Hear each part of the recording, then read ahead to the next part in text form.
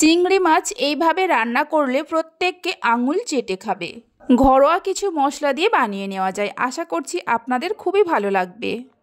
এইভাবে যদি একবার বানিয়ে খান তাহলে বাড়িতে যখনই চিংড়ি মাছ আসবে এইভাবে বানানোর ইচ্ছে হবে। নমস্কার বন্ধুরা, রূপাস কিচেনে সবাইকে স্বাগতম। তাহলে চলুন দেখে নেওয়া যাক। শুরু থেকে শেষ পর্যন্ত দেখার জন্য আপনাদের কাছে অনুরোধ রইল। প্রথমেই একটা মশলা তৈরি করে নেব। একটা মিডিয়াম সাইজের পেঁয়াজকে টুকরো করে নিয়েছি, 6-7 কোয়া রসুন নিয়েছি, অল্প একটু আদা নিয়েছি আর 3টে কাঁচা লঙ্কা নিয়েছি। ঝাল যেমন খাবেন সেই মতো কাঁচা লঙ্কা দেবেন। হাফ চামচের মতো গোটা ধনে দিয়ে দিলাম। অল্প করে জল দিয়ে সব কিছুকে খুব ভালো করে বেটে নেব। আমি শিলে বেটে নিচ্ছি, আপনারা চাইলে মিক্সিতে পেস্টও করে নিতে পারেন। সব কিছুকে খুব ভালো করে বেটে নিয়েছি, একটা পাত্রের মধ্যে রেখে দিচ্ছি। এবার চিংড়ি মাছের মাথাগুলো বেটে নেব। চিংড়ি মাছের মাথা ফেলে না দিয়ে এইভাবে বেটে নিয়ে তরকারির মধ্যে দিয়ে দেখবেন দুর্দান্ত স্বাদ হয়। চিংড়ি মাছের মাথাগুলোকে ভালো করে বেটে নেওয়া হয়ে গেছে, একটা বাটির মধ্যে রেখে দিলাম।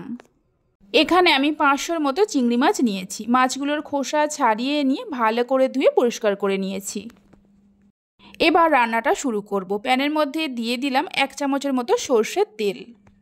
তেল ভালো করে গরম হলে চিংড়ি মাছগুলো দিয়ে দিতে হবে। চিংড়ি মাছগুলো দেওয়ার পর অল্প করে নুন আর হলুদ দিয়ে হালকা করে ভেজে নেব। চিংড়ি মাছ কখনোই বেশি ভাজবেন না, তাহলে শক্ত হয়ে যাবে। মিডিয়াম ফ্লেমে চিংড়ি মাছগুলোকে 1 মিনিটের মতো ভেজে নিয়েছি।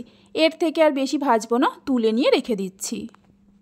চিংড়ি মাছগুলো তুলে নেওয়ার পর এই প্যানের মধ্যে 2 চামচের মতো সর্ষের তেল দিয়ে দিলাম। এই তেলের মধ্যে ফোড়ন দিয়ে দিচ্ছি কিছু গোটা গরম মশলা, একটা গোটা শুকনো লঙ্কা আর একটা তেজপাতা। তেলের সঙ্গে ফোড়নটাকে মিশিয়ে নিয়ে শিলের মধ্যে যে পেঁয়াজ, আদা, রসুন, কাঁচা লঙ্কা আর গোটা ধনে বেটে রেখেছিলাম দিয়ে দিচ্ছি। মশলা ভাজার সময় অল্প একটু নুন দিয়ে দিলাম, তাহলে মশলাটা খুব বেশি ছিটকাবে না। লো টু মিডিয়াম ফ্লেমে মশলাটাকে ভালো করে ভেজে নিতে হবে, মানে যতক্ষণ না পেঁয়াজ, আদা, রসুনের কাঁচা গন্ধটা যায়। একটু টাইম নিয়ে মশলাটাকে ভাজতে হবে। প্রায় 5-6 মিনিটের মতো মশলাটাকে ভালো করে ভেজে নিয়েছি। পেঁয়াজ, আদা, রসুনের কাঁচা গন্ধটা চলে গেছে। এই সময় দিয়ে দিতে হবে যে চিংড়ি মাছের মাথাগুলো আগে বেটে রেখে দিয়েছিলাম। হাফ চামচের মতো কাশ্মীরি লঙ্কার গুঁড়ো দিয়ে দিচ্ছি আর অল্প করে হলুদ গুঁড়ো দিয়ে দিচ্ছি। সব কিছুকে ভালো করে মিশিয়ে নিয়ে মিডিয়াম ফ্লেমে কিছুক্ষণ কষিয়ে নেব।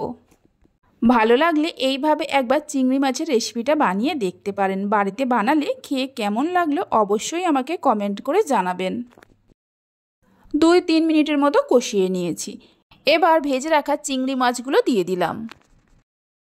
একটা মিডিয়াম সাইজের টমেটোকে টুকরো করে নিয়ে দিয়ে দিচ্ছি। স্বাদ মতো নুন দিয়ে দিলাম আর সামান্য চিনি দিয়ে দিচ্ছি। সব কিছুকে মিশিয়ে নিয়ে আবারও কিছুক্ষণ কষিয়ে নিতে হবে। রেসিপি ভালো লেগে থাকলে অবশ্যই একটা লাইক করবেন, বন্ধুদের সঙ্গে শেয়ার করবেন। ভালো লাগলে চ্যানেলটি সাবস্ক্রাইব করে পাশে থাকা বেল আইকনটি প্রেস করবেন নতুন রেসিপির আপডেট পাওয়ার জন্য। 2 মিনিটের মতো কষিয়ে নিয়েছি।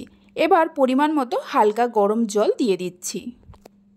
জলটা দেওয়ার পর মিশিয়ে নিয়ে যখনই ফুটতে শুরু করবে ঢাকা দিয়ে লো টু মিডিয়াম ফ্লেমে কিছুক্ষণ রান্না করে নিতে হবে। প্রায় 14-15 মিনিটের মতো রান্না করে নিয়েছি। একটু নাড়াচাড়া করে নিয়ে হাফ চামচের মতো ভাজা জিরের গুঁড়ো দিয়ে দিচ্ছি আর অল্প করে ধনেপাতা কুচি দিয়ে দিলাম। 1 টুকরো বাটার দিয়ে দিচ্ছি। সব কিছুকে মিশিয়ে নিয়ে গ্যাসের ফ্লেমটা বন্ধ করে মিনিট 5 ঢাকা দিয়ে রেখে দেব। 2টো চেরা কাঁচা লঙ্কা দিয়ে দিলাম। এখানে আমি বাটার দিয়েছি, বাটারের পরিবর্তে আপনারা 1 চামচ ঘিও দিতে পারেন। দুর্দান্ত স্বাদের চিংড়ি মাছের রেসিপিটা আমাদের তৈরি হয়ে গেছে। দেখুন কতটা লোভনীয় হয়েছে। তাহলে চলুন ভিডিওটা আমি এখানেই শেষ করছি। আপনারা সবাই ভালো থাকবেন, সুস্থ থাকবেন। ধন্যবাদ।